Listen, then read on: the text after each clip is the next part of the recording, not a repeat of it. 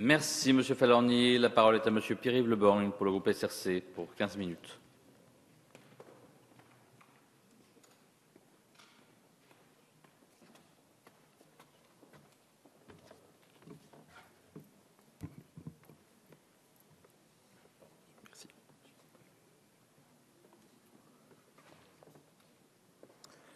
Monsieur le Président, Madame la Ministre, Monsieur le rapporteur, cher Thierry Mariani, chers collègues, l'accord qu'il nous revient d'examiner aujourd'hui aux fins de ratification traite de la création et des conditions d'activité des instituts culturels français et azerbaïdjanais dans l'État partenaire.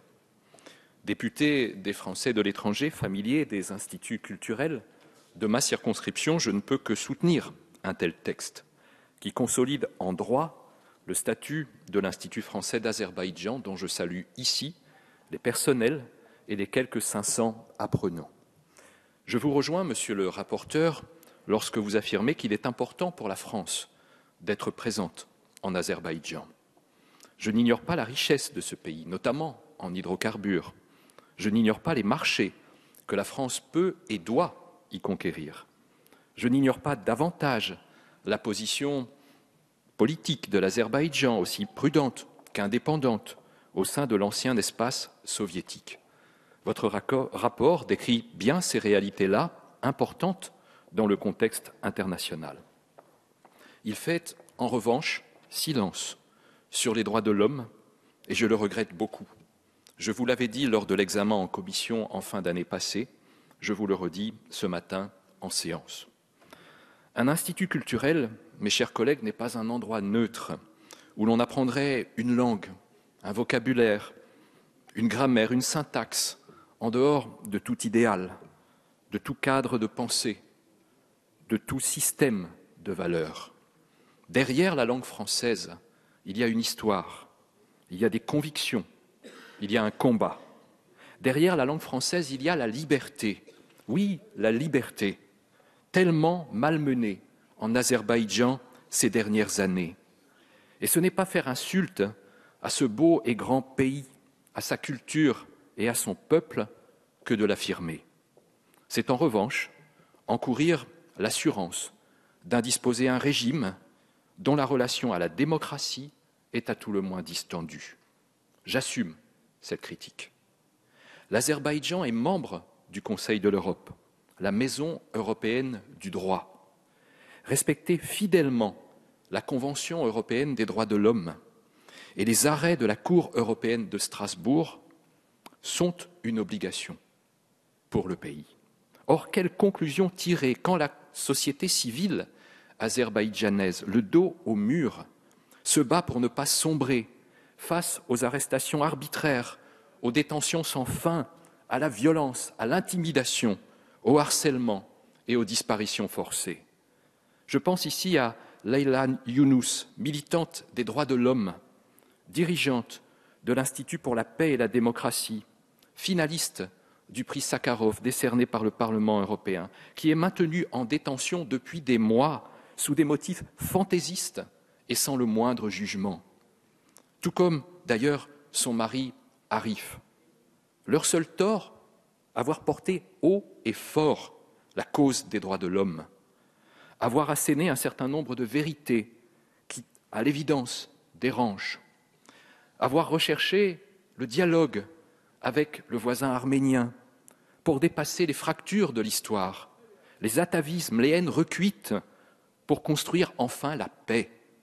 Je pense à l'avocat Intigam Aliyev, qui coordonnait les programmes de formation juridique du Conseil de l'Europe à Bakou et qui avait mené le combat devant la Cour européenne des droits de l'homme à Strasbourg. Lui également est en détention, sans jugement, depuis des mois.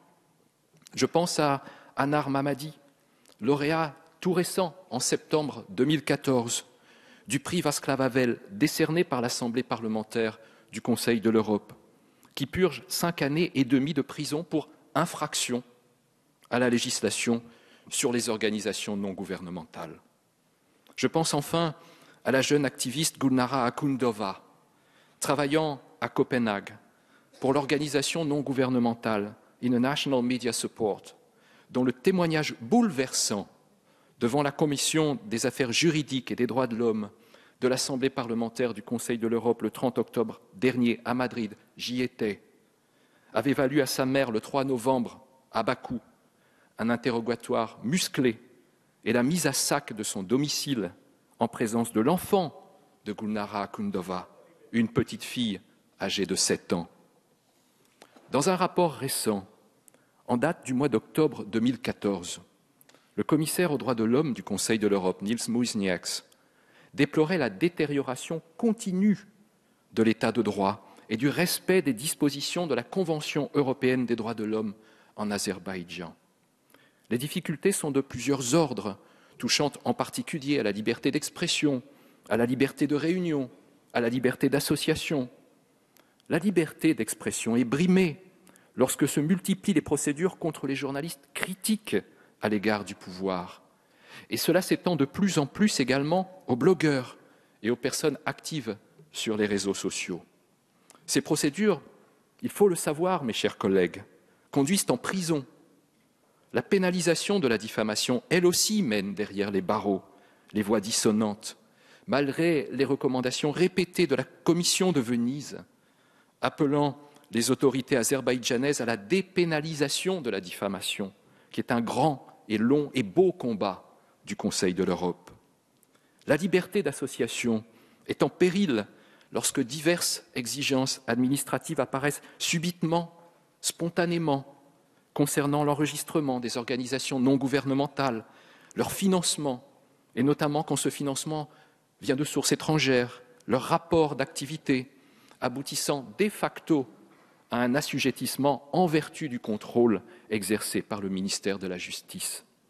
Enfin, la liberté de manifester est attaquée lorsque de nombreuses manifestations, pourtant pacifiques, pourtant bien organisées, sont interdites, que les participants sont arrêtés et parfois même condamnés à de lourdes peines.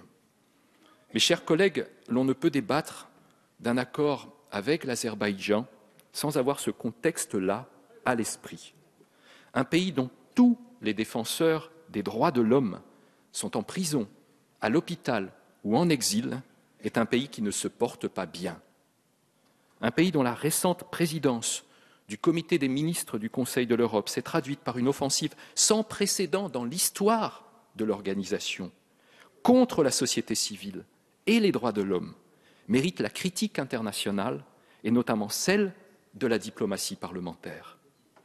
Si l'Azerbaïdjan demandait aujourd'hui à nouveau son adhésion au Conseil de l'Europe, un tel bilan se traduirait à l'évidence par un rejet. Certes, je connais et j'accepte les exigences de la réelle politique. Je ne passe pas cependant la liberté, le droit et les droits par pertes et profits. Car à faire silence sur tout, c'est son âme que l'on perd. C'est parce que j'ai la conviction que le travail d'un institut culturel français est un formidable investissement dans la liberté, dans l'esprit critique, dans l'avenir, que je voterai la ratification de la Convention qui nous est soumise. Non sans avoir saisi l'occasion de ce débat depuis notre hémicycle, pour dire comme député français, comme membre de l'Assemblée parlementaire du Conseil de l'Europe, ma solidarité avec celles et ceux qui luttent pour un Azerbaïdjan juste et libre. Leur combat est celui des valeurs qui unissent nos démocraties. Il est celui de l'État de droit.